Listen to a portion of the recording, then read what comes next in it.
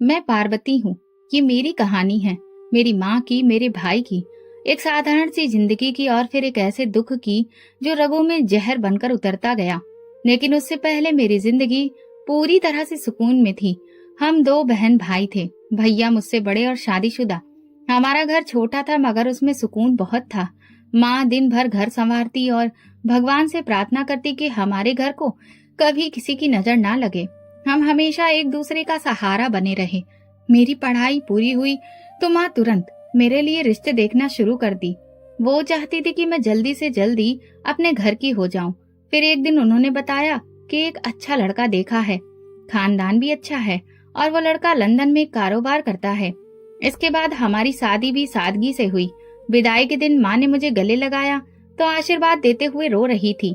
मैंने कहा, माँ रोइए नहीं, मैं आपको रोज कॉल करूंगी। वो हंसकर बोली, जो हमेशा खुश रहना। उनका यही आशीर्वाद मेरी असली दौलत है। शादी के बाद लंदन जाना पड़ा। पति का बिजनेस वहीं था। मैंने अपने नए घर को खूब सजाया, जैसे माँ घर का ख्याल रखती थी। हर चीज में माँ की झलक नजर आती। उनके सिखाए हुए अंदाज, उनकी दी हुई सीख। मैंने अपने पति को कभी शिकायत का कोई मौका नहीं दिया। उनकी मोहब्बत नरम, सुकून देने वाली और बेहतरीन थी। लेकिन जितनी मैं बाहर से सुकून में थी, अंदर से एक चीज हमेशा खाली रही, माँ की मौजूदगी। हर रोज फोन पर उनकी आवाज सुनने को दिल चाहता, हर खुशी उनसे बांटने को जी चाहता, मगर उनकी कमी हर बार दिल की जमीन पर खामोशी की तरह छा जाती। फिर बस अचानक वो दिन, मुझे आज भी याद है, जब दोपहर का वक्त था और एक फोन आया। भैया की आवाज घबराई हुई थी, पार्वती, माँ की तबीयत ठीक नहीं है, हम उन्हें अस्पताल ले जा रहे हैं। मैंने कांपती हुई आवाज में पूछा, क्या हुआ? बस तुम प्रार्थना करो। कुछ घंटे बाद एक और फोन आया, माँ चली गई। ये सुनते ही मेरी दुनिया जैसे रुक गई। मैं सोफे पर बैठ गई, हाथों से चेहरा ढक लिया। कुछ बोला ही नहीं गया, जुबान खामोश रही और आंखों से आंसू बहते रहे। मेरे पति ने मेरे कंधे पर हाथ रखा, मगर उस वक्त किसी भी बात से सुकून नहीं मिल रहा था। मैं माँ की अंत्येष्टि में शामिल नहीं हो सकी। लंदन से वीजा और वक्त की कमी आड़े आ गई। भैया ने मुझे वीडियो कॉल पर दिखाया। माँ सफेद चादर में लिपटी हुई थी। ऐसा लग रहा था जैसे अभी अभी उठकर बोलेंगी, पार्वती, अपने पति का ध्यान रखना। कई रातें जागते हुए गुजर गईं। पति मुझे बदलने की कोशिश करते, मगर मैं अंदर से टूट चुकी थी। मैंने खुद को काम में व्यस्त रखा, घर संवारती, खाना पकाती, पति की पसंद की चीजें बनाती, मगर अकेलेपन की एक लकीर दिल पर खिंचती चली गई। वक्त गुजरने लगा। पति अक्सर कहते, पार्वती, जिंदगी आगे बढ़ती है, तुम मजबूत हो। मैं बस सिर हिला देती, लेकिन दिल जानता था कि माँ के बिना कुछ भी अब पूरा नहीं रहा। 1 साल बीत गया, माँ खो गई थी, लेकिन मेरे दिल में उनकी याद हमेशा ताजा रही। फिर एक ऐसी रात आई जो मेरे मन पर छा गई। मैं उस वक्त नींद में थी कि अचानक एक मंजर सामने आया। माँ थी, मगर वैसी नहीं जैसा मैंने उन्हें आखिरी बार देखा था। उनका चेहरा उदास, आंखें आंसुओं से भीगी हुई, और वो मुझसे कह रही थी, पार्वती, मैं जल रही हूँ, मुझे बचा लो। मेरा दिल धक्क से रह गया। मैं चीख मारकर उठ बैठी। माथे पर पसीना था, दिल तेजी से धड़क रहा था। पति भी घबराकर उठ गए। पार्वती, सब ठीक तो है? मैंने कुछ नहीं कहा, सिर्फ इतना बोली, सपना था। माँ आई थी, बहुत तकलीफ में थी। अगले दिन भी अजीब सी बेचैनी रही। मैंने माँ की तस्वीर निकाली, उन्हें देर तक देखा, जैसे कुछ कहना बाकी था। मैंने खुद को समझाया कि शायद ये मेरा वहम है, माँ से बिछड़ने का दुख है, अंदरूनी थकान है, मगर अंदर से कोई कह रहा था, नहीं पार्वती, कुछ है, कोई चीख, कोई पुकार जो तुम्हें सुनाई दी है। लंदन आए हुए 1 साल होने को आया था। जिंदगी अपनी रफ्तार से चल रही थी और मैंने खुद को हालात के साथ बहने देना सीख लिया था। पति सुबह ऑफिस चले जाते, मैं घर के काम में व्यस्त रहती। बेटी 6 महीने की हो चुकी थी। उसके साथ वक्त गुजरते गुजरते कभी कभी माँ की कमी थोड़ी धुंधली सी लगती, लेकिन शाम ढलते ही वो एहसास दोबारा जाग उठता। पापा हमारे बचपन में ही दुनिया से चले गए थे। माँ ने ही हमें पाला और वो हमारे पिता भी बनी रहीं। एक दिन मैं अलमारी की सफाई कर रही थी तो माँ की दी हुई एक पुरानी डायरी हाथ लगी। वो डायरी माँ ने मेरे दहेज में रखी थी। मैंने कभी खोलकर नहीं देखी थी। पन्ने पलटे तो उसके हाथ से लिखी हुई कुछ नसीहतें मिली। अगर तुम माँ बनो तो अपनी बेटी को अच्छी शिक्षा, अच्छी बातें, हमारे धर्म से जुड़ी हुई चीजों को जरूर सिखाना, उससे दोस्ती रखना। मैं वो सब बार बार पढ़ती रही। बेटी को गोद में उठाया और दिल में माँ के लिए एक बार फिर प्रार्थना की। रात हुई तो मैं फिर वही सपना देखा। माँ सफेद चादर में लिपटी नहीं थी, बल्कि उनके कपड़े राख में लिपटे थे। आंखों में डर था, होठों पर पुकार, पार्वती मुझे बचा लो, मैं जल रही हूँ। मेरे मुंह से चीख निकली। नींद टूट गई। कमरे में अंधेरा था, बेटी भी जाग गई। वो रोने लगी। पति हड़बड़ाकर उठ बैठे। क्या हुआ? सपना देखा था क्या? मैंने हाँ में सिर हिला दिया, लेकिन कुछ कहा नहीं। पानी का गिलास पिया और बेटी को चुप करवाने लगी। अगली सुबह मैंने कोशिश की कि खुद को संभाल लूं। किचन में खड़ी नाश्ता बना रही थी तो अचानक हाथ जल गया। चूल्हे की आग मुझे अजीब तरह से घूरती हुई महसूस हुई। ऐसा लगा जैसे वही माँ जो मैंने अपने सपने में देखी थी अब हकीकत बनकर मेरे आसपास घूम रही हैं। शाम को पति आए तो उन्होंने मेरे चेहरे पर छाई गंभीरता को महसूस किया। तुम ठीक हो? हाँ, बस नींद पूरी नहीं हुई है। उन्होंने हाथ मेरे हाथ पर रखा। पार्वती, अगर तुम्हारे दिल में कुछ है तो मुझे बताओ, ऐसे चुप मत रहो। पर मैं फिर भी चुप रही। दिल में बहुत सारे सवाल थे। माँ सपने में क्यों आई और इस हाल में? आखिर वो कहना क्या चाहती थी? या फिर मैं कुछ ज्यादा ही सोच रही हूँ? फिर रात हुई। मैं सोच रही थी कि शायद वो सपना बस एक बार यूं ही आ गया, लेकिन ऐसा नहीं हुआ। माँ फिर से सपने में आई। इस बार वो बैठी नहीं थी, झुकी हुई हालत में हाथ जोड़कर खड़ी थी। पार्वती, मुझे तुम ही बचा सकती हो। वे लोग मुझे जलाते हैं, बचा लो बेटी। मैंने सपने में माँ से कहा, माँ क्या हो रहा है आपको? क्या हो गया है? लेकिन वो सिर्फ यही दोहराती रही, तुम ही मुझे बचा सकती हो। नींद टूटने के बाद मेरी हालत बहुत खराब थी। बेटी सो रही थी। अगर मैं जागती नहीं तो शायद अभी भी माँ की बात सुनती रहती। अगली सुबह पति ऑफिस चले गए, लेकिन मेरे अंदर एक हलचल मची थी। दिन भर कुछ भी करने को दिल नहीं चाहा। बस बेटी को गोद में लिए मैं सोफे पर बैठी रही। दोपहर को मैंने माँ की वो तस्वीर निकाली जो उनकी अंतिम विदाई के समय भैया ने खींचकर भेजी थी। मैंने उन तस्वीरों को हाथ से छुआ और कहा, क्या माँ, आपको वाकई मेरी मदद की जरूरत है? क्या आप किसी तकलीफ में हैं? अचानक बेटी के खिलौने में गाना बजने लगा, जो हमेशा हाथ लगाने पर ही चलता था। मैं चौंक गई। कमरे में कोई नहीं था। क्या ये भी एक इशारा था? शाम को पति आए तो मैंने बहुत हिम्मत करके बात की। मैंने सपने में माँ को देखा। वो मुझसे लगातार मदद मांग रही हैं। पति ने गहरी सांस ली। ये तुमने पहले क्यों नहीं बताया? मैं डरी हुई थी। सोचा शायद मेरी गलतफहमी हो। नहीं पार्वती, ये कोई मामूली सपना नहीं लगता। इस बारे में हमें किसी से बात करनी चाहिए। मैंने कहा, लेकिन मैं पहले खुद जानना चाहती हूँ कि माँ की तकलीफ की वजह क्या है। उस रात मैंने पहली बार महसूस किया कि ये सब सपना नहीं है। शायद कुछ ऐसा है जो अभी खुलना बाकी है। फिर अगली रात भी वही सपना, और इस बार जब मैं जागी तो आंखों में आंसू नहीं थे। एक फैसला था, किसी न किसी तरह इस सपने की आखिरी हकीकत तक जाना था। मैंने लाइट जलाई तो पति भी उठकर बैठ गए और मेरे पास आए। फिर से वही सपना आया। मैंने हाँ में सिर हिलाया। इस बार माँ ने कहा कि अगर मैं नहीं गई तो वो खत्म हो जाएंगी। पति ने कहा, ये कोई इत्तेफाक नहीं हो सकता, अब हमें जरूर किसी से बात करनी होगी। अगले दिन ही उन्होंने एक बहुत बड़े पुरोहित को कॉल किया। उनका नाम रामचंद्र शर्मा था। लंदन के मंदिर के पुरोहित थे। मेरे पति ने उन्हें सारी बात बताई कि मैं अपने सपने में क्या क्या देखती हूँ। वो सब चुपचाप सुनते रहे। फिर बोले, बेटा, सपने में किसी मरे हुए इंसान का बार बार आना और मदद मांगना ये कोई मामूली बात नहीं है। ऐसा तब होता है जब आत्मा को शांति नहीं मिल रही हो या उस पर कोई बोझ हो। लेकिन उन पर बोझ क्यों होगा? मेरी माँ तो बहुत अच्छी थी।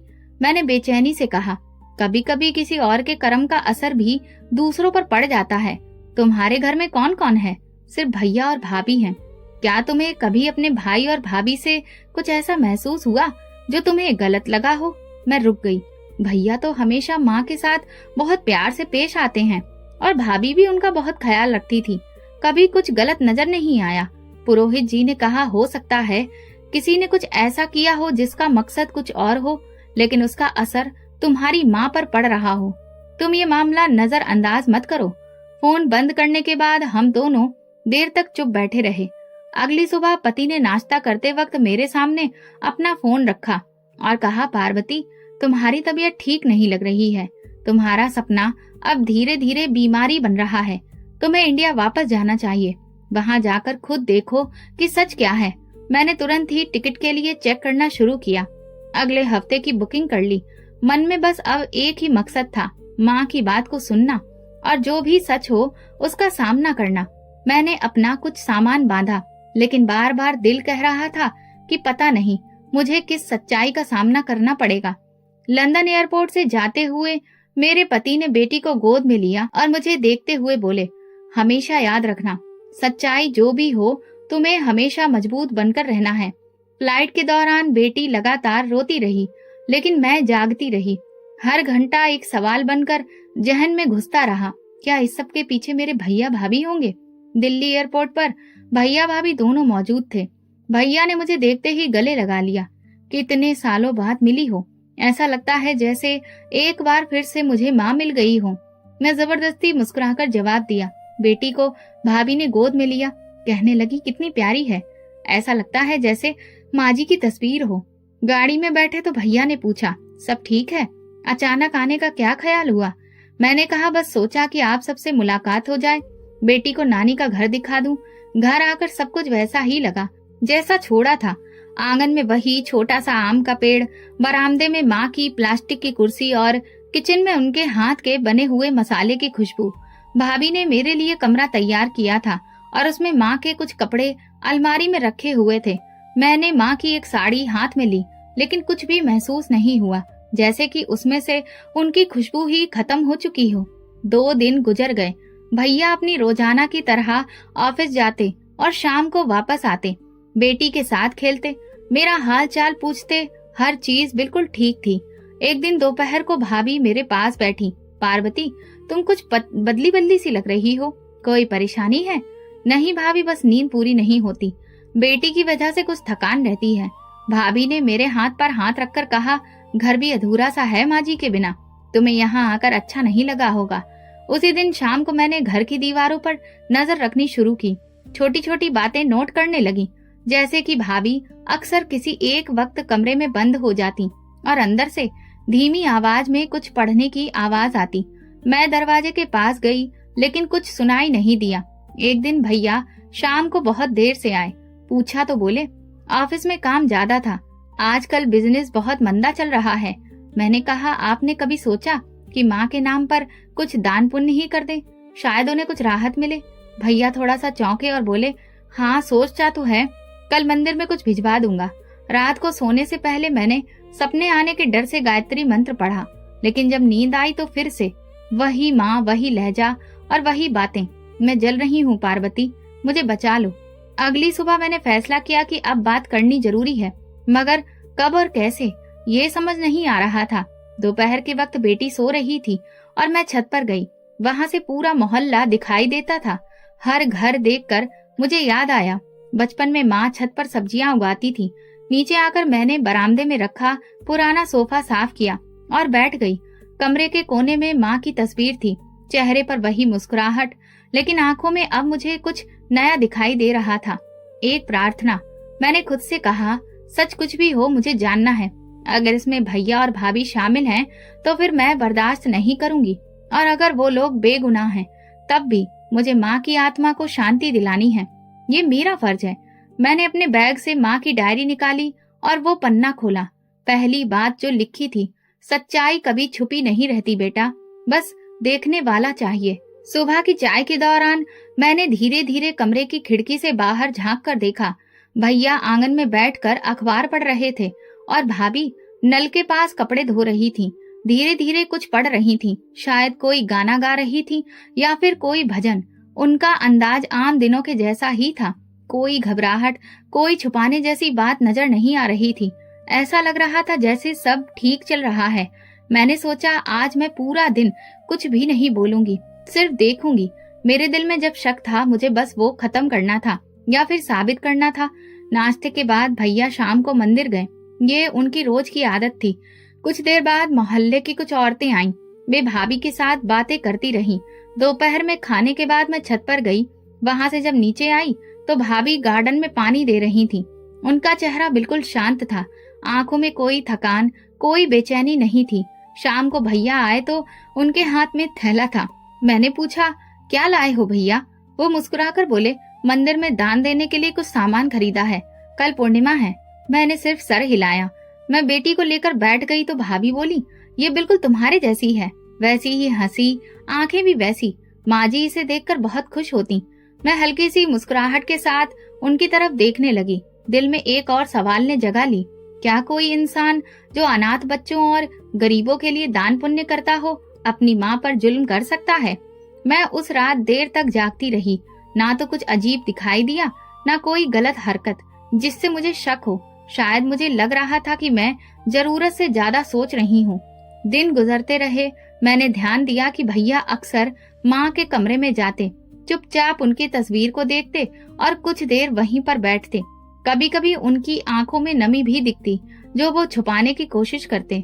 भाभी ने एक दिन दोपहर को कहा, आज शाम को मंदिर जा रहे हैं, प्रसाद चढ़ाना है और माँ के लिए भी वहाँ प्रार्थना करेंगे, तुम चलोगी क्या? मैंने इनकार कर दिया। बेटी अभी बहुत छोटी है, तुम लोग जाओ, मैं यहीं हूँ। उनके जाने के बाद मैंने उसे अपने लिए सही मौका समझा और तुरंत किचन, बैठक और भाभी के कमरे की तलाशी ली। कोई भी ऐसा कागज, किताब या कोई चीज अजीब नजर नहीं आई। सिर्फ अलमारी के खाने में कुछ दवा की पुड़ियां रखी थी और कुछ धार्मिक किताबें। जब वे दोनों वापस आए तो भैया ने कहा, पंडित जी बोल रहे थे कि तुम्हारी माँ बहुत ही अच्छे दिल की थी, वो उनके लिए मंदिर में एक खास पूजा करवाएंगे। वो रात सुकून से गुजरी। सुबह के वक्त किचन में जाकर मैंने चाय बनाई और सोचा शायद मुझे वापस जाने की तैयारी कर लेनी चाहिए, क्योंकि 1 महीना पूरा होने को आया था और सिवाय सपनों के मुझे अब तक कुछ भी ऐसा नहीं मिला जिस पर शक किया जा सके। मैंने खुद को समझा लिया कि ये सब जो भी मैं सपनों में देख रही हूँ वो शायद मेरे अंदर जो बेचैनी भरी पड़ी है उसका ही आईना है। भैया, भाभी का अंदाज, उनका रहन सहन, सब कुछ इस बात की गवाही दे रहा था कि वे लोग अच्छे हैं। भैया नाश्ता कर रहे थे तो मैंने उनसे कहा, मेरा ख्याल है कि आप अगले हफ्ते की फ्लाइट की टिकट ले लो। लंदन में भी काफी काम अटका हुआ है, बेटी को भी अब आराम चाहिए। भैया ने एक पल रुककर मेरी तरफ देखा और बोले, तुम्हारी मर्जी, लेकिन अगर तुम चाहो तो और रुक सकती हो। मैंने कहा, हाँ, मगर अब वहाँ भी कुछ जिम्मेदारियां हैं। दोपहर में भाभी मोहल्ले के 2 बच्चों को पढ़ा रही थी, मैं बेटी को झूला झुला रही थी। थोड़ी देर बाद वे बच्चे चले गए। जब मैंने भाभी से कहा, आप बहुत अच्छी हैं, बच्चों के साथ कितने प्यार से पेश आती हैं, ऐसा हर कोई नहीं कर सकता, तो वो बोली, ये सब मैंने माँ जी से ही सीखा है। वो कहती थी कि अपनी अच्छाई को अपनी आदत बना लो, नहीं तो इंसान अपना दिल सख्त कब कर लेता है उसे खुद पता नहीं चलता। ऐसा जवाब सुनकर मेरे दिल में सुकून आ गया। अगर अच्छा व्यवहार वाकई में उनकी आदत थी तो फिर शक की कोई गुंजाइश ही नहीं बचती। उसी शाम मैं कमरे में बैठकर वापसी की फ्लाइट का शेड्यूल चेक कर रही थी। अगले हफ्ते की फ्लाइट थी। मैंने तुरंत टिकट बुक कर ली और अपने पति को भी बता दिया। उन्होंने कहा, अब तुम्हारा दिल संतुष्ट है? मैंने कहा, हाँ, लगता है जो कुछ भी मुझे दिखता था वो शायद मेरे जहन पर पड़े दबाव का नतीजा था। भैया और भाभी पर अब शक करने की भी कोई वजह नहीं बची। पति ने कहा, बस तुम खुश रहो। अगले दिन मैं माँ के कमरे में गई। उनकी तस्वीर के सामने बैठी थी। दिल में एक अजीब सी थकान थी, जैसे कोई लंबा सफर पूरा हो गया हो। मैंने आंखें बंद कर माँ को याद किया। मैंने कहा, जो कुछ भी मैंने किया आपके सुकून के लिए किया। अगर आप मुझसे खुश हैं तो एक बार मेरे सपने में आकर कह दीजिए। उसी रात भैया ने बैठक में बैठकर पुरानी तस्वीरें निकाली। हम सब मिलकर एल्बम देखने लगे। माँ की जवानी की तस्वीरें, दिवाली, होली के पुराने दिन और वो दिन जब माँ की अंतिम विदाई हो रही थी। भैया एक तस्वीर पर आकर रो पड़े। वो माँ के साथ एक बड़े मंदिर के बाहर की तस्वीर थी। उन्होंने कहा, ये दिन मैं कभी नहीं भूलूंगा। माँ ने मुझसे कहा था, बेटा कभी किसी का दिल मत दुखाना। मैंने कहा, वो बातें अभी भी हमारे साथ हैं। तस्वीरें देखते देखते रात हो गई। सब लोग अपने कमरों में चले गए। मैं बेटी को सुलाकर खुद भी लेट गई, लेकिन नींद आंखों से कोसों दूर थी। दिल अब कुछ सुकून महसूस कर रहा था, लेकिन एक अधूरा सा सवाल अंदर कहीं घूम रहा था। रात करीब 2 बजे अचानक मेरी आंख खुल गई। कमरा शांत था, बेटी सो रही थी। मैंने घड़ी देखी, फिर कमरे से बाहर निकली। आंगन में आकर सामने पेड़ को देखा। हवा बिल्कुल बंद थी, लेकिन पेड़ की शाखाएं थोड़ी हिल रही थीं, जैसे कोई उन्हें धीरे धीरे छू रहा हो। मैं वापस कमरे में आकर बिस्तर पर लेट गई और आंखें बंद कर ली। फिर वही सपना माँ। इस बार वो चुप थी, ना कोई चीख, ना कोई फरियाद। बस जमीन पर बैठी मुझे देख रही थी। उनकी आंखों में ऐसा सवाल था जैसे जुबान बंद हो। कुछ तो कहिए माँ, मैंने सपने में कहा।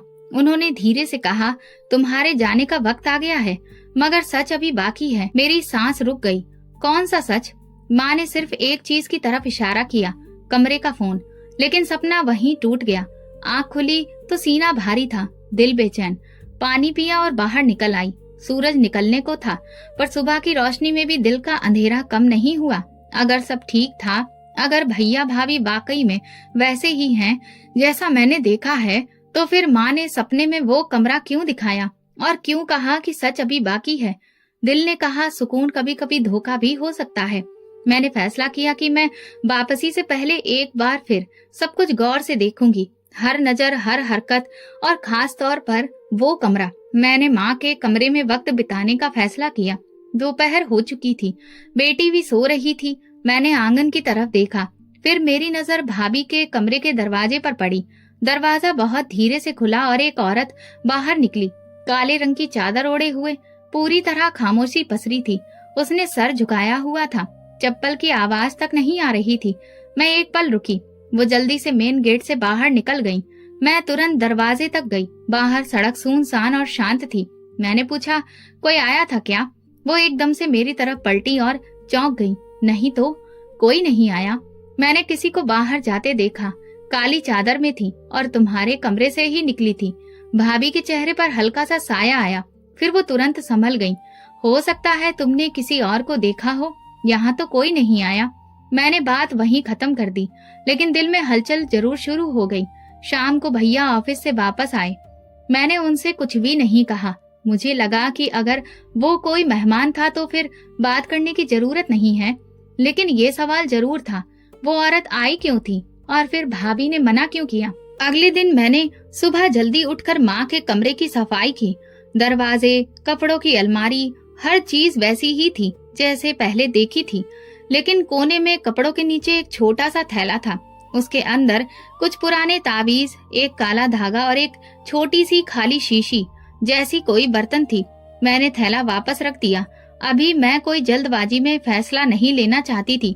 मैंने सोचा, ये तो कोई पुरानी चीज है जो माँ ने किसी बाबा वगैरह से लेकर रखी होगी। दोपहर को भाभी ने मुझे बाजार चलने को कहा। बेटी को साथ ले जाना मुमकिन नहीं था, इसलिए मैंने मना कर दिया। फिर वो अकेली चली गई। उनके जाते ही मैंने दोबारा उनके कमरे की ओर रुख किया। दरवाजा अंदर से बंद नहीं था। कमरे में हल्की सी खुशबू फैली थी। अलमारी खुली थी, अंदर कुछ पुरानी किताबें और एक लाल रंग की फाइल रखी थी।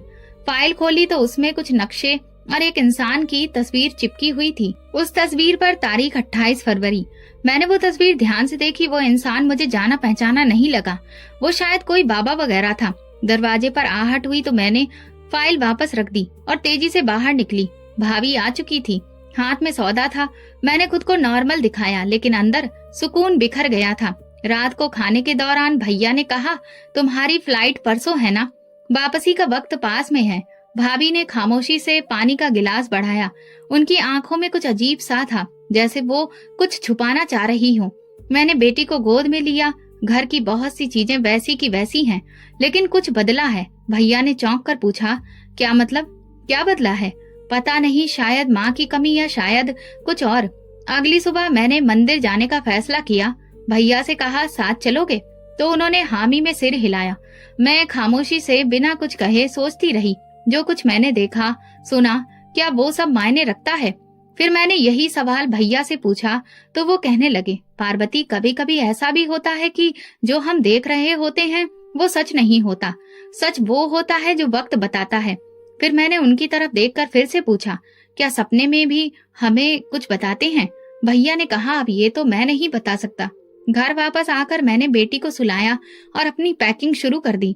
पासपोर्ट, बेटी के कपड़े, सब कुछ बैग में रखा। भैया ने कहा, फ्लाइट वाले दिन वो खुद मुझे एयरपोर्ट छोड़ेंगे।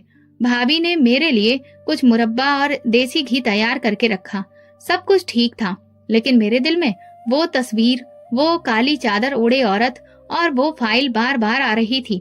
रात को मैं जल्दी सोने की कोशिश कर रही थी ताकि सुबह फ्रेश रहूं, लेकिन आंखें बंद करते ही सपनों का सिलसिला दोबारा शुरू हो जाता।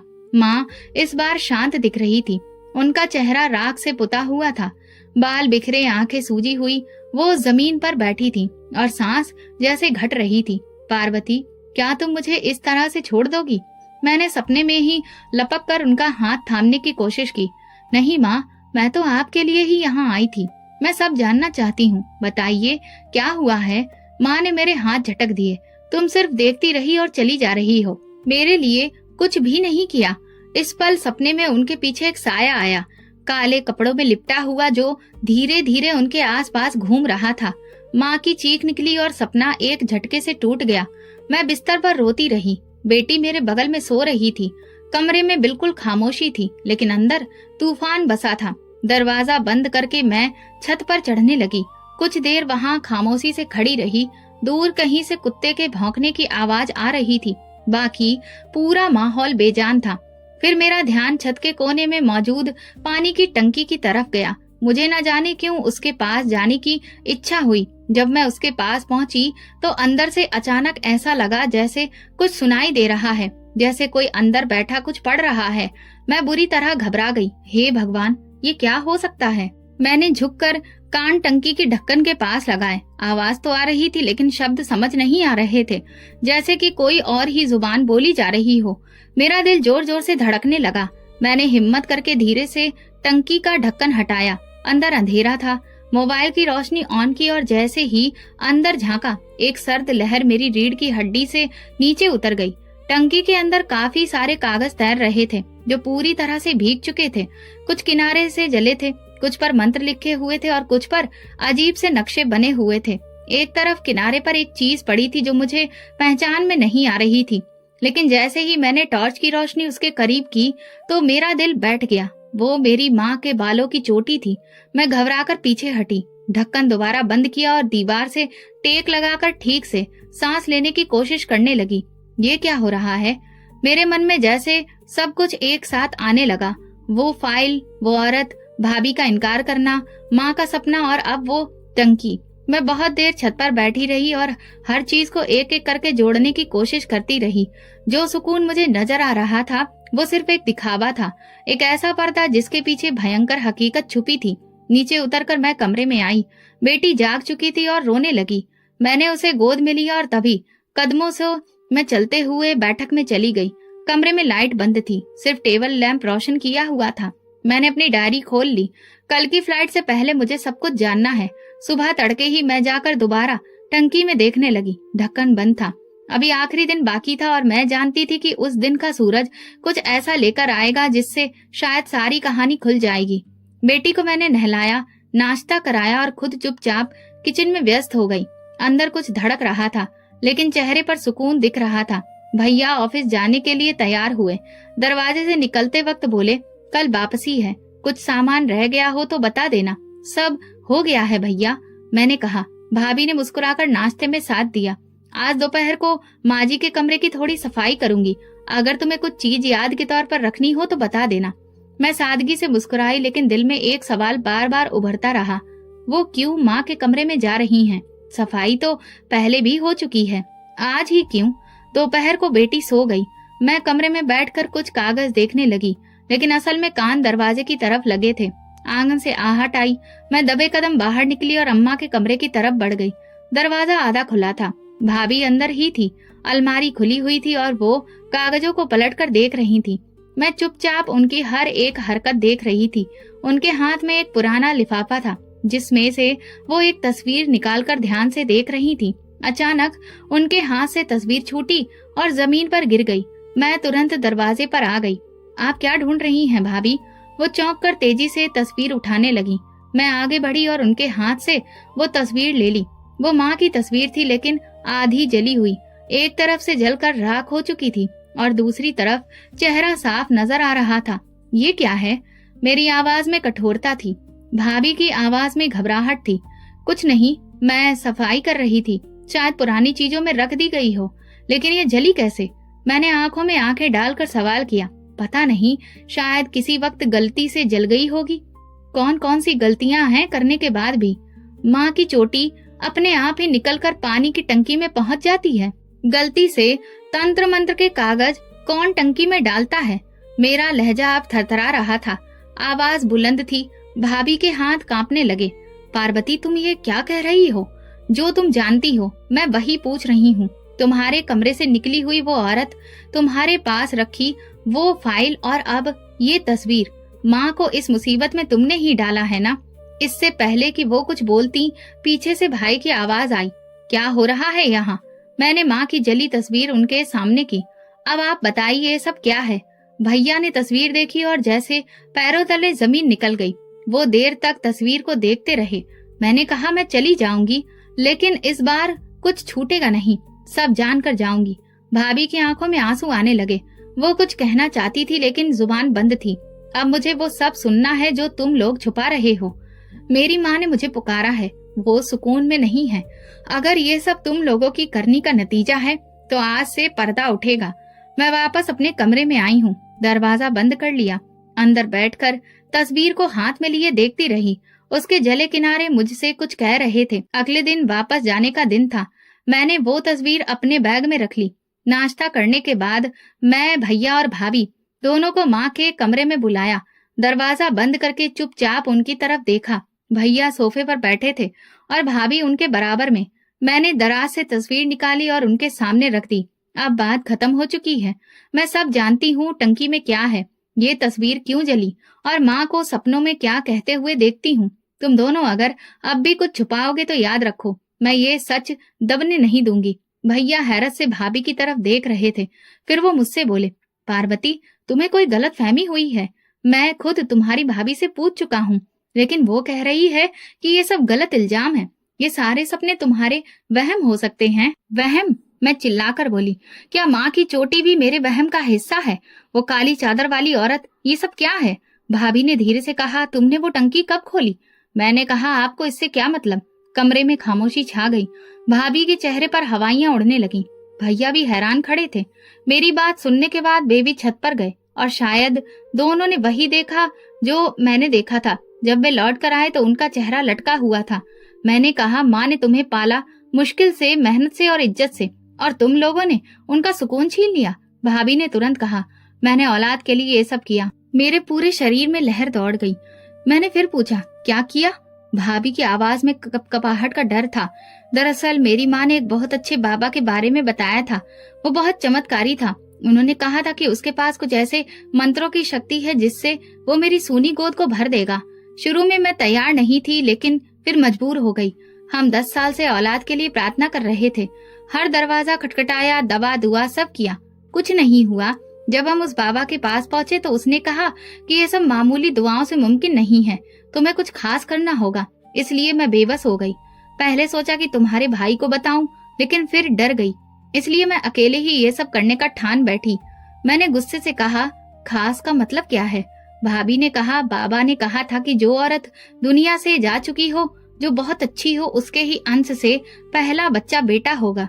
उसकी अंतिम क्रिया से पहले उसके शरीर का कोई हिस्सा लो, जिस पर मैं कुछ मंत्र पढ़ूंगा, और फिर उसे सही वक्त पर जलाओ और पानी में डालकर नहाओ। उस पानी में उस औरत के बाल होने चाहिए। मेरे कान फटने लगे। मैं उठकर खड़ी हो गई। भैया तो चुपचाप नीचे बैठ गए। ऐसा लगा जैसे वो अपने होश खो बैठे। मैंने कहा, तो तुम्हें वो औरत मेरी माँ ही नजर आई, जिसने तुम्हें हमेशा अपनी बेटी बनाकर रखा, जिसने तुम्हारे पति को एक अच्छा इंसान बनाया? तुमने उसी के बाल काट लिए। भाभी मेरे पास आई। मैंने ये सब खुद से नहीं किया, मैं मजबूर थी। मेरे पास बस यही रास्ता बचा था, क्योंकि मैं टूट चुकी थी। वो रोने लगी। मैंने सोचा कि हम कुछ दिन ये सब करेंगे और फिर खत्म कर देंगे, लेकिन फिर माँ जी मेरे सपने में आने लगी और मैं डर कर ये सब करना रोक दिया और फिर वो चीजें छुपा दी। मैंने सोचा कि अगर मैं माँ जी की तस्वीर को जला दूंगी तो शायद ऐसे सपने आना बंद हो जाएंगे। मैंने भैया की तरफ देखा। वो तो ऐसा लग रहा था जैसे पत्थर के हो गए हों। मैंने भाभी से कहा, तुम मंदिर जाती हो, पूजा पाठ करती हो, तुम्हारे दिल ने तुम्हें एक बार भी नहीं रोका कि तुम एक मरी हुई औरत के साथ ये सब कर रही हो? भाभी बोली, मैं गुनहगार हूँ, मुझे माफ कर दो पार्वती। मैंने कहा कि तुम्हें माफ करने से मेरी माँ को क्या सुकून मिलेगा? अब तुम भगवान से माफी मांगो। भाभी की सिसकियों की आवाज आ रही थी। मैंने ठंडी सांस ली और कमरे से बाहर आ गई। थोड़ी देर के बाद भैया कमरे में आए। उनकी आंखें लाल थीं। मैंने भैया से कहा, याद है भैया, माँ कहती थी कि भगवान हमारी परीक्षा लेता है। भैया ने गर्दन झुका ली। हाँ, और वो ये भी कहती थी कि औलाद देना भगवान की मर्जी पर है, उसे जबरदस्ती छीना नहीं जा सकता। लेकिन मुझे पता ही नहीं चला कि कब तुम्हारी भाभी माँ की दी हुई सीख से हटकर किसी गलत रास्ते पर चली गई। मैंने कहा, भाभी ने माँ की आत्मा को तकलीफ पहुंचाई है। भैया खुद को कोसने लगे। मैं इतना अंधा भरोसा करता था कि कभी मुझे उस पर शक ही नहीं हुआ। वो मेरे सामने रोज मंदिर जाती थी, पूजा पाठ करती, सबको अच्छी सीख देती, लेकिन वो कब इतनी गिर गई, उसका ईमान कब इतना कमजोर हो गया, पता ही नहीं चला। तभी भाभी आ गई। वो बोली, पार्वती मुझे माफ कर दो, मुझे नहीं पता था कि अगर मैं ऐसा करूंगी तो यहाँ तक आ जाऊंगी। मैं तो ये सब सिर्फ औलाद के लिए कर रही थी। मैंने कहा, भाभी मैं कोई भगवान नहीं हूँ जो आपको माफ करूं या ना करूं। भाभी रोते हुए जमीन पर बैठ गईं। मैंने माँ जी के साथ जुल्म किया है, भगवान मेरे गुनाहों को नहीं बख्शेगा। भैया ने गहरी सांस ली और फिर उनके सामने आकर खड़े हो गए। जो औरत मेरी माँ के मरने के बाद उन्हें सुकून ना लेने दे, मैं अब उसके साथ एक दिन भी नहीं गुजार सकता। मैं सोच चुका हूँ, तुम्हारे और मेरे बीच अब कुछ भी बाकी नहीं रहेगा। मैं तुम्हें तलाक दूंगा। भाभी कहने लगी, ऐसा मत करो, मैं जानती हूँ मैंने गलत किया, मैंने सब कुछ खत्म कर दिया। वो जो जादू टोना मैं करती थी उसका मुझसे कोई रिश्ता नहीं। भैया ने कहा, लेकिन अब तो जो होना था वो हो चुका। माँ की आत्मा को जो तकलीफ मिली थी वो मिल चुकी। मैं एक पति के तौर पर नाकाम हो चुका हूँ। अब एक बेटा बनकर शायद कुछ बचा सकूं। भैया ने अपना फैसला सुना दिया। कमरे में खामोशी छा गई। मैंने देखा कि भाभी की आंखों से सारा गुरूर बह चुका था।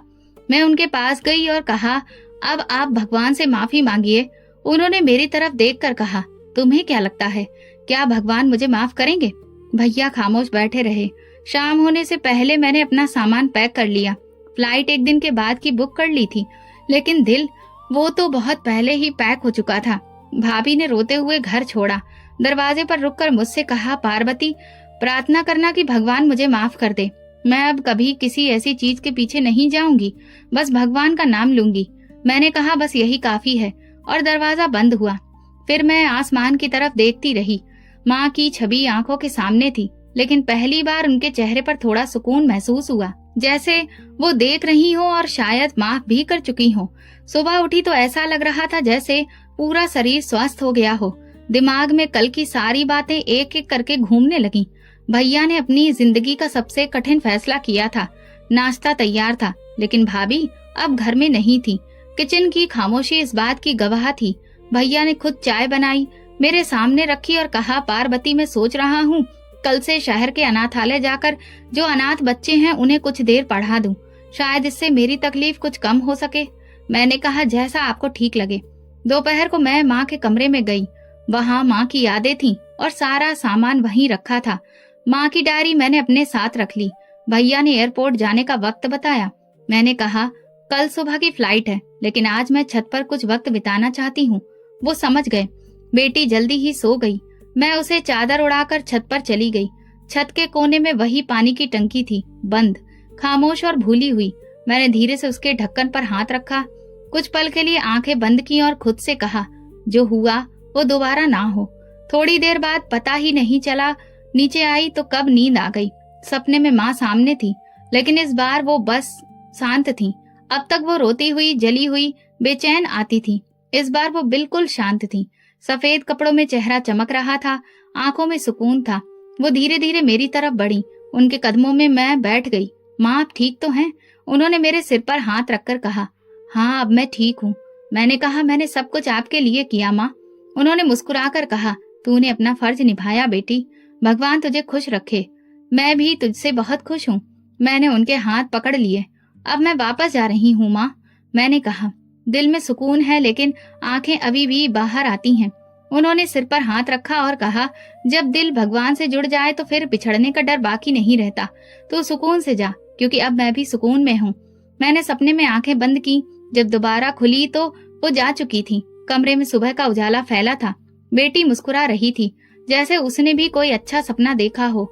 मैंने उसे सीने से लगा लिया और सोचा, माँ को सुकून मिल गया और मुझे भी। अब मैं आराम से वापस जा सकती हूँ, उन आशीर्वादों के साथ जो एक माँ ने दुनिया से जाने के बाद अपनी बेटी को दिए थे। दोस्तों, अगर आपको हमारी कहानी पसंद आई हो तो कमेंट करके जरूर बताइए और वीडियो को लाइक करें और ज्यादा से ज्यादा शेयर करें। अगर आप चैनल पर नए हैं तो सब्सक्राइब जरूर करें और नोटिफिकेशन बेल को दबाएं ताकि अगली अपडेट सबसे पहले आपको मिले। धन्यवाद।